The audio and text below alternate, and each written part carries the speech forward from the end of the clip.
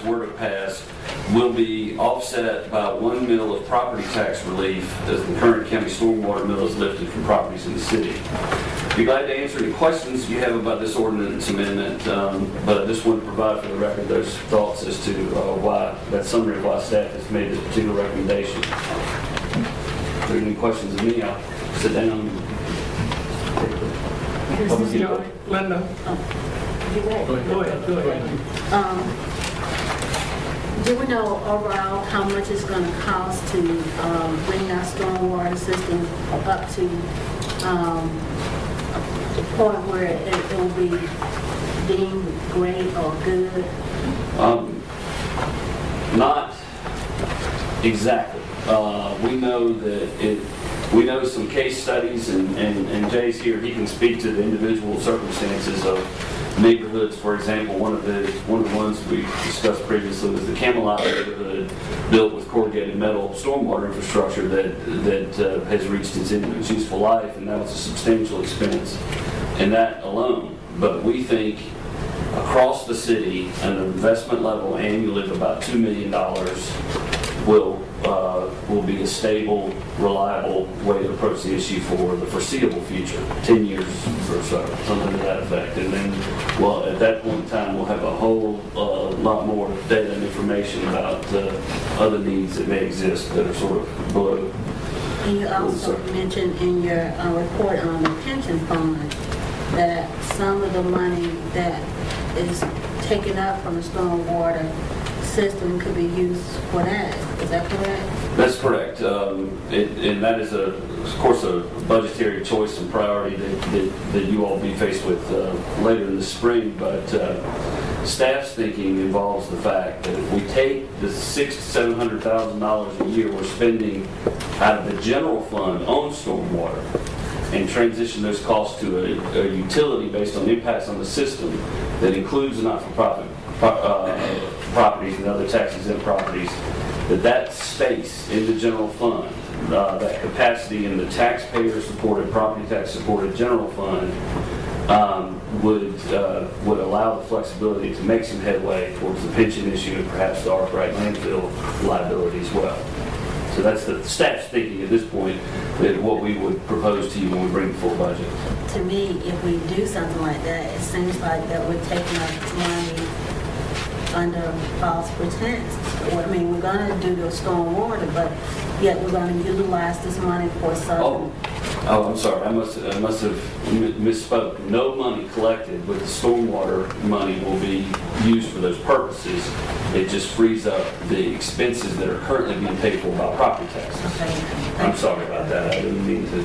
But all 100% of every dollar collected in stormwater utility will be used on stormwater expenses, period. And it'll be a separate, discrete fund. It'll have its own financial statements. It'll be presented to you annually, and crystal clear separation. Chris, that one. I'm sorry. Mr. Joy, I've just got a few questions. Obviously, we're dealing with the Clean Water Act from 1972. That was the origin of all of this fund, correct? Yes, sir. And it's interesting, sort of bit of evolution. Had 30 years, or what? Let's see, 38 years plus that we're just now Don't remind me. fully compliant.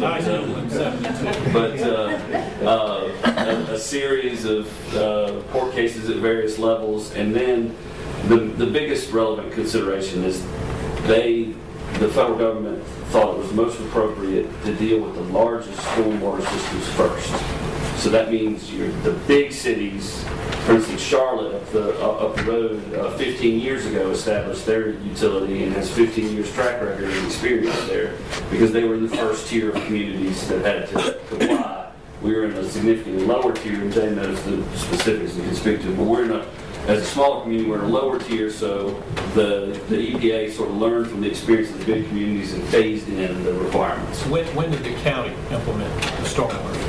The county established a stormwater millage, I believe it was 5 years ago.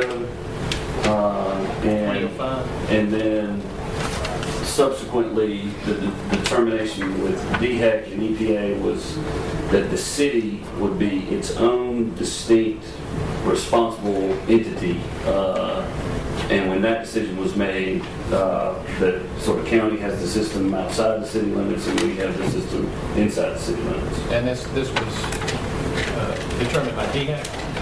I think it was in consult with the different entities about it.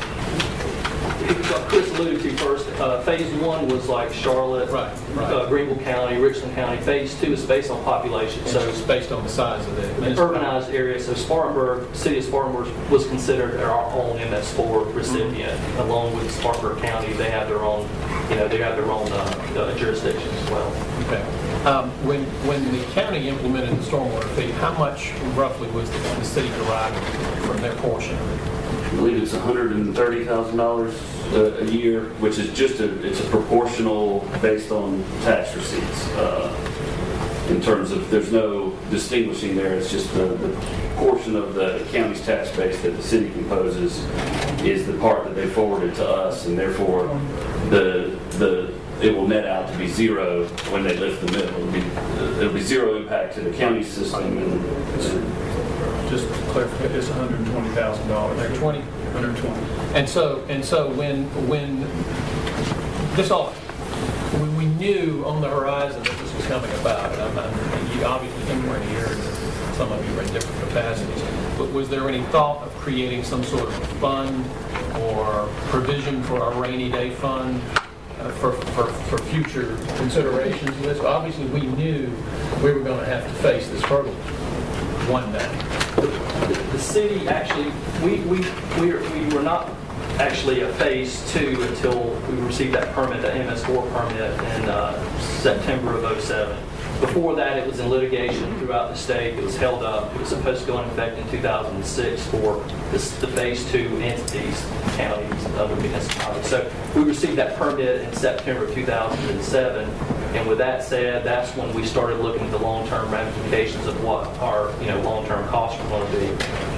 Infrastructure-wise and water quality-wise as well. That's the other big entity that we're trying to get our hands around. But since that time, obviously the city has been the beneficiary of $600,000, I guess, in revenues from that stormwater fee, correct? Let me, has that been used to maintain the revenues that have been remitted from the county, the 120, have gone to capital costs associated with hard costs in the ground. Capital costs, not operating costs. We did not use those funds to subsidize. The city contributes. So those have been used to supplement and offset capital costs, pipes, culverts, improvements. The operating contribution that's funded out of the general fund, the $700,000, is primarily for maintenance, keeping the existing pipes and catch basins that we have open, free of debris, and flowing.